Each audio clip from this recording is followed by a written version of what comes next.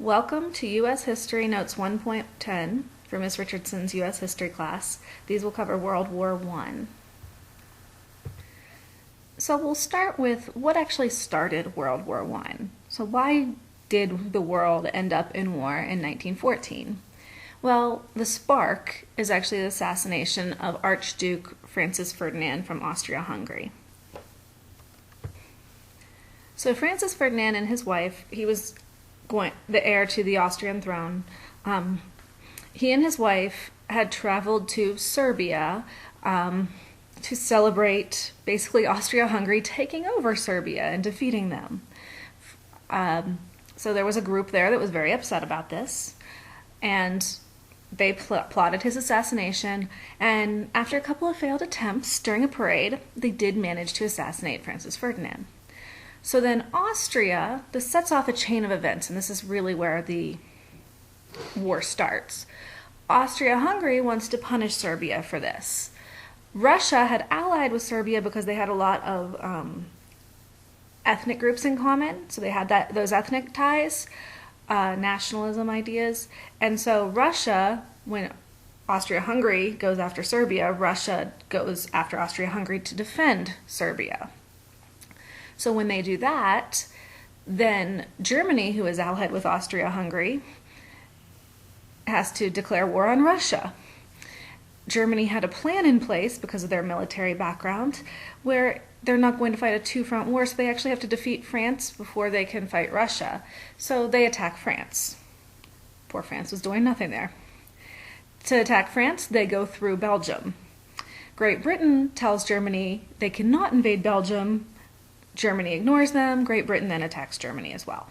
And now we have all of the major powers in Europe at war with each other. And now you're probably thinking, what? That's what started World War I? Well, yes, but you can also think of Maine. There are four main causes, four main reasons that these things happened in the way they did. The first was militarism. All of the countries had built up their military. Germany had this huge military, Russia had one, and had these plans in place to protect themselves and use their military. So that allowed them to be ready and willing to go to war to show off their militaries. The second is alliances. They had made friends and pacts with other countries. So even though it wasn't their fight and they weren't ready for war, if their ally goes to war, they also have to go to war because that's what they promised them. Your third reason, or your I in Maine, is imperialism. All of these countries had practiced imperialism, and in fact, Austria-Hungary, it was their imperialism that had put Serbia under their control. And so Serbia didn't want to be under their control. That's what starts that peace. It breaks up ethnicities and causes people to be unrest within the countries. And then your fourth one, the N, is nationalism. Countries want to be the best, and they have pride in their country. The Serbs want to be an independent country because of their nationalistic ideas. Russia's supporting them because they have people within their country that want to be with the Serbs. Austria-Hungary doesn't want to look like a fool that Serbia killed their heir to the throne, so they're going to come out and fight. So all of these nationalistic ideas come together and help cause World War I. So these major causes, this little assassination, because everything was on such an edge in Europe, causes all the European major powers to go to war. So what about the U.S.? What do we do? Well, the U.S. decides we actually want to remain neutral and keep a policy of isolationism. And isolationism simply means that we stay out of world events. We isolate ourselves in our country and don't get involved in the war. Our other option would be interventionism. And interventionism is getting involved in foreign countries, getting involved in foreign entanglements. Now, we have done that in the past. We even do it today. Sometimes we intervene when we see issues. If you look at current events, you'll see that coming up all the time. But during the start of World War I, we want to stay out of Europe. We don't want to get involved. We don't see it as our business. So we practice isolationism for as long as we feel like we can. But there are some events that are going to take place that make it so we feel like we can't stay out any longer. So the war starts in 1914, and they fight for a while and they get stuck in this stalemate. So pretty soon you have trench warfare, you have these trenches and fighting across no man's land, and one side, the Germans would win today, the trench, and tomorrow the French would take it back. And so they have this stalemate, this standoff, where nobody seems to be winning. And the war is brutal. It's very hard on the people. The soldiers are living in these trenches. It's unsanitary. It's dangerous. You have rats living with you. You're living literally in water. You can't leave the trenches or you'll get shot. So you're literally spending years living underground, getting disease and all kind. There's dead bodies in the no man's land territory that you can't get to, and it really creates a lot of problems, both psychological and physical, for the people there. We also have some new technologies that have come out, and both sides have. These new technologies make the war even more brutal, but also keep them at a stalemate. So some of these new technologies are things like the machine guns, poison gas, hand grenades and grenade launchers, flamethrowers, huge new tanks and huge new guns, submarines and airplanes. We see our first flying aces and war with the flying aces.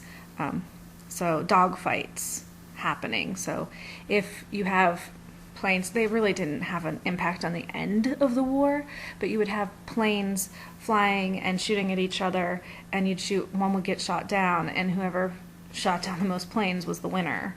And so we see these different kinds of warfare happening, and like I said, it gets us stuck at a stalemate. Germany even attempted to use zeppelins or blimps to drop bombs during the time period. So the US really was watching this, but we're trading with both Germany and Britain, and we're trying to stay neutral and stay out of the war. So why do we finally get involved in the war? Well, there are a series of things that happen that get us involved. The first is Germany declares unrestricted submarine warfare on all British ships. And so that includes their passenger ships and their cargo ships, because Britain, to get around the first declaration of undeclared submarine warfare, started carrying cargo and munitions and things on passenger ships. So that is the first event that gets the US involved. Then the Lusitania is sunk during this time period. The Lusitania is a British passenger ship that is carrying Americans, 128 Americans, when it is sunk, and also 42,000 rounds of ammunition for the British. So they were trying to use the passenger ship to get past the German submarines. The Germans sunk it, and this upsets America because Americans are dying in the war that we're not even a part of.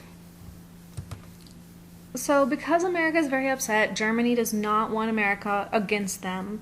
They agree in the Sussex Pledge to warn any passenger ship that Britain has before they sink it. Not exactly what you do in war normally, but it does appease America.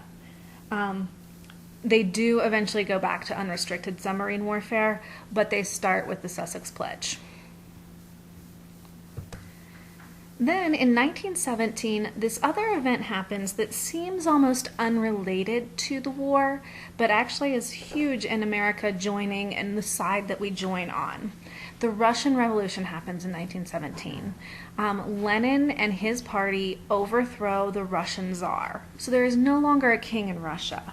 That actually means that now the Allied sides, Britain, France, Russia, are all fighting from democratic countries, and they are fighting Germany and Austria-Hungary and what was the Ottoman Empire, which have kings, Kaisers.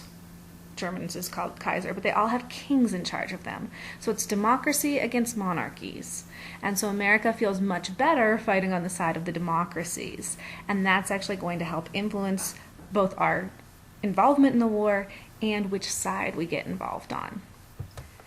Then the final event that causes America to get involved in World War I and to choose to actually send troops and fight is the Zimmerman Note, or the Zimmerman Telegram. And the Zimmerman Note is a telegram sent from Germany to Mexico.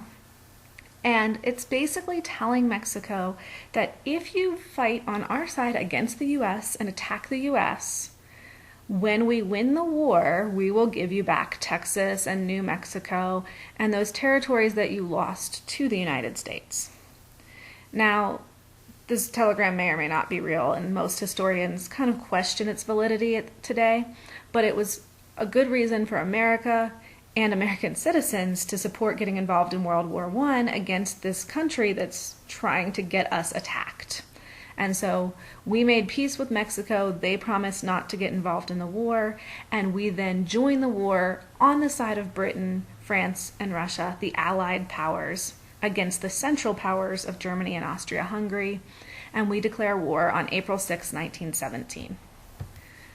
So President Wilson has Congress declare war, we start fighting in Europe, and we promote this war as, first of all, the war to end all wars. We're going to end this war, we're going to win it, and we're going to find a way to have a lasting peace. It is also promoted in American propaganda as,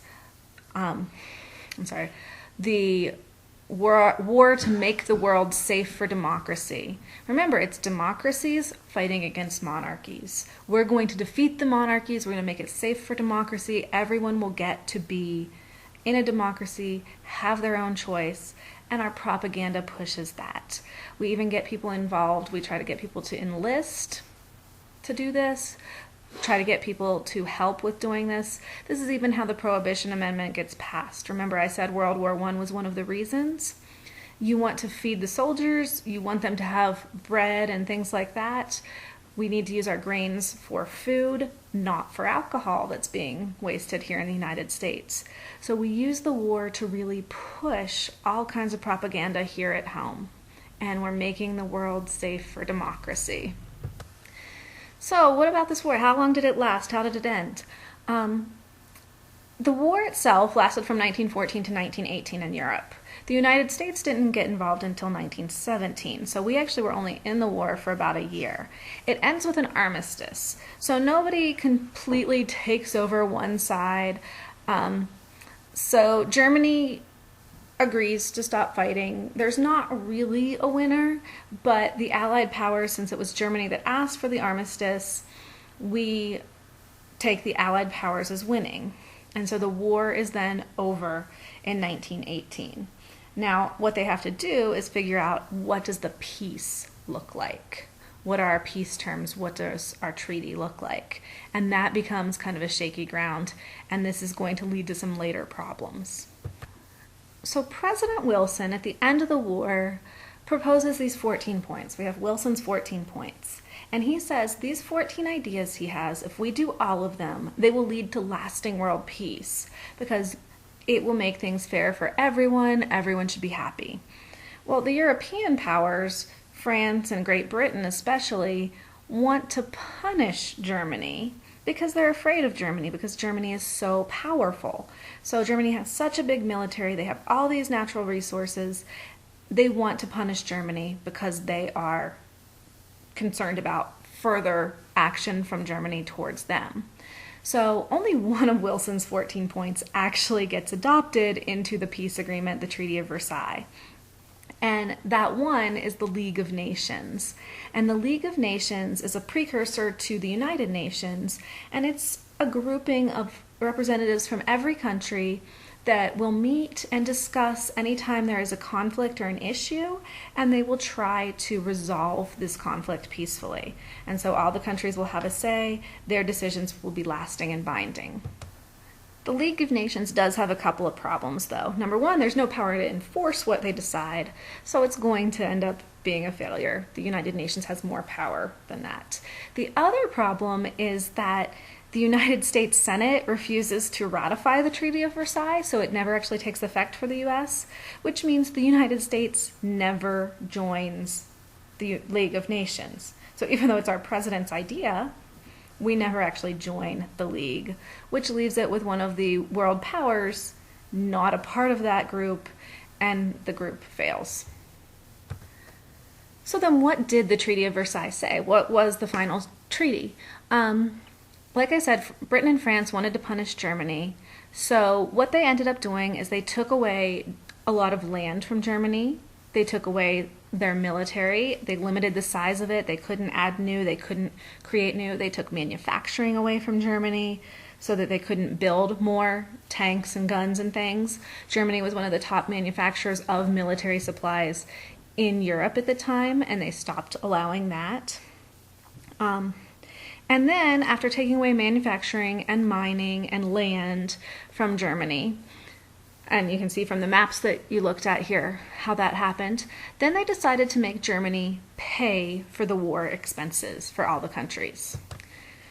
So the treaty takes away most of Germany's way of making money, and then they have to pay money. This slips Germany into a major depression and really harms Germany for several years. And it sets the stage for other political parties to get into power, and some that maybe we don't want in power. And actually, the Treaty of Versailles is going to be a major cause of World War II and Hitler gaining power in Germany at that time. But obviously, that's going to come a little bit later.